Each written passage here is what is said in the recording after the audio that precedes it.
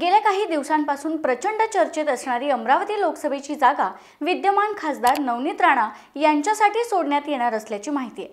त्यामुळे येणाऱ्या लोकसभेसाठी नवनीत राणा या अमरावती लोकसभा मतदारसंघातून पुन्हा अपक्ष लढणार की भाजपमधून लढणार, याच विषयी आपण या व्हिडिओतून सविस्तराने जाणून घेऊ। नमस्कार, मी प्रतीक्षा ननावरे आणि तुम्ही पाहताय फॉर द पीपल न्यूज। पुढे जाण्यापूर्वी आपल्याला एक विनंती, आपण फॉर द पीपल न्यूज चॅनलला सबस्क्राइब, फॉलो व लाईक जरूर करा। अमरावती लोकसभा मतदारसंघात बडनेरा, अमरावती, तिवसा, दर्यापूर, मेळघाट आणि अचलपूर या विधानसभा मतदारसंघाचा समावेश होतो। सध्या बडनेरा विधानसभा मतदारसंघात अपक्ष उमेदवार आणि नवनीत राणा यांचे पती रवी राणा हे विद्यमान आमदार आहेत। काँग्रेसच्या सुलभा घोडके या अमरावती विधानसभा मतदारसंघाच्या विद्यमान आमदार आहेत। काँग्रेस पक्षाच्या यशोमती ठाकूर या तिवसाच्या विद्यमान आमदार आहेत। यशोमती ठाकूर या 3 टर्म इथून आमदार राहिल्यात।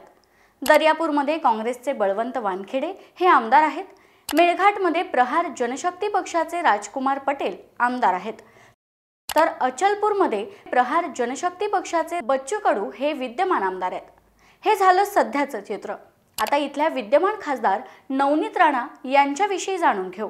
नवनीत राणा यांनी 2011 साली राजकारणामध्ये प्रवेश केला। 2014 मध्ये पहिल्यांदा राष्ट्रवादी काँग्रेसच्या तिकिटावर इथली निवडणूक लढवली, परंतु या निवडणुकीत अमरावती लोकसभा मतदारसंघातून 4 वेळा खासदार राहिलेले शिवसेनेचे उमेदवार आनंदराव अडसुळांकडून राणा यांना पराभव स्वीकारावा लागला होता। तसं पाहायला गेलं तर अमरावती लोकसभा मतदारसंघ हा शिवसेनेचा बालेकिल्ला म्हणून ओळखला जायचा, कारण 1999 ते 2014 पर्यंत इथं शिवसेनेचा खासदार राहिलाय। पण आता 2019 सालामध्ये हे चित्र बदललं। 2019च्या लोकसभेसाठी शिवसेना भाजपची युती होती आणि आनंदराव अडसूळ पुन्हा युतीचे उमेदवार होते। यावेळी नवनीत राणा मोठ्या फरकानं अपक्ष म्हणून निवडून आल्या। या निवडणुकीत काँग्रेस राष्ट्रवादीनं राणा यांना पाठिंबा दिला होता। अमरावतीतून खासदार होणाऱ्या त्या पहिल्या महिला होत्या। झालेल्या निवडणुकीत नवनीत राणा यांना 5,10,947 मतं मिळाली, तर त्यांच्या विरोधात असलेले आनंदराव अडसूळ यांना 4,73,996 मते मिळाली होती। केवळ 36,951 मतांनीच अडसूळ पराभूत झाले होते।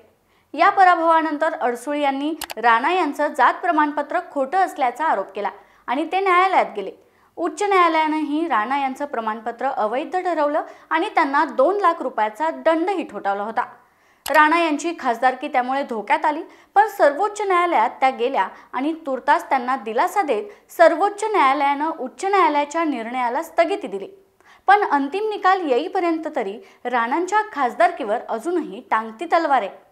2019च्या लोकसभा निवडणुकीसाठी हा मतदारसंघ अनुसूचित जातींसाठी राखीव करण्यात आला होता। मात्र नवनीत राणा यांनी मोची म्हणजेच चर्मकार जातीचं प्रमाणपत्र दाखवून ही निवडणूक लढवली होती आणि इथूनच अडसूळ आणि राणा यांच्यात सुप्त संघर्ष सुरू झाला। एवढंच नाही तर इथले स्थानिक नेते आमदार बच्चू कडू आणि राणा यांच्यातही खडाजंगी झालेली पाहायला मिळाली होती। उपमुख्यमंत्री देवेंद्र फडणवीस यांनी स्वतः मध्यस्थी करत यांच्यातला वाद मिटवला होता। राणा दाम्पत्याने एप्रिल 2022 मध्ये उद्धव ठाकरे मुख्यमंत्री असताना त्यांचे खासगी निवासस्थान असलेल्या मातोश्री बाहेर हनुमान चालीसा पठण करत आंदोलन करण्याचा प्रयत्न केला होता। या प्रकरणी त्यांना मुंबई पोलिसांनी अटकही केली होती। यामुळेही ते सर्वाधिक चर्चेत आले होते। असं जरी असलं तरी आता आगामी लोकसभा निवडणुकीसाठी भारतीय जनता पक्षाने दुसरी यादी जाहीर केली आहे। त्यासाठी गेली अनेक दिवस नवी दिल्लीत कोर कमिटीच्या बैठकांवर बैठका सुरू होत्या। त्यात मूळची शिवसेनेची असलेली जागा घटक पक्षातील शिवसेनेकडे जाणार का, असाही प्रश्न आहे, कारण शिवसेनेचे माजी खासदार आनंदराव अडसूळ हे इथून निवडणूक लढवण्यासाठी इच्छुक आहेत। तर दुसरीकडे 2 दिवसांपूर्वी राणा यांनी प्रचार रथातून मेळघाटात प्रचार सुरू केल्याची माहिती माध्यमांना दिली होती। या प्रचार रथामध्ये लावण्यात आलेल्या बॅनरवर विजय 2024 निर्धार रथ असे लिहिलं होतं। यावर पंतप्रधान नरेंद्र मोदी, गृहमंत्री अमित शहा, भाजपाध्यक्ष JP नड्डा, मुख्यमंत्री एकनाथ शिंदे, उपमुख्यमंत्री अजित पवार, उपमुख्यमंत्री देवेंद्र फडणवीस, महाराष्ट्र भाजपाध्यक्ष चंद्रशेखर बावनकुळे, रिपाई नेते रामदास आठवले यांचे फोटो होते। महाराष्ट्रातील 20 उमेदवारांची यादी भाजपने जाहीर केलेली असली तरी संभाव्य असलेल्या उमेदवार नवनीत राणा यांची उमेदवारी भाजपकडून अधिकृतपणे जाहीर करण्यात आली नाही। त्या अगोदरच नवनीत राणा यांनी भाजपच्या बड्या नेत्यांचा फोटो वापरून प्रचारात आघाडी घ्यायला सुरुवात केली होती।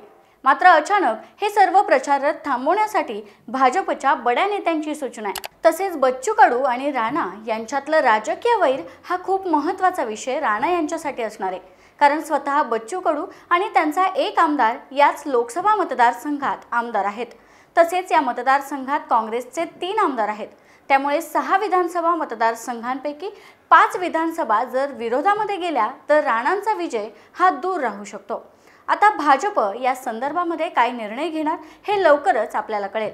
याबाबत तुम्हाला काय वाटतं ते व्हिडिओच्या खालील कमेंट बॉक्समध्ये लिहा आणि व्हिडिओ आवडल्यास लाईक करा। असेच आमचे नवनवीन व्हिडिओज पाहण्यासाठी फॉर द पीपल न्यूज चॅनलला यूट्यूब व फेसबुकवर सबस्क्राईब व फॉलो जरूर करा। धन्यवाद।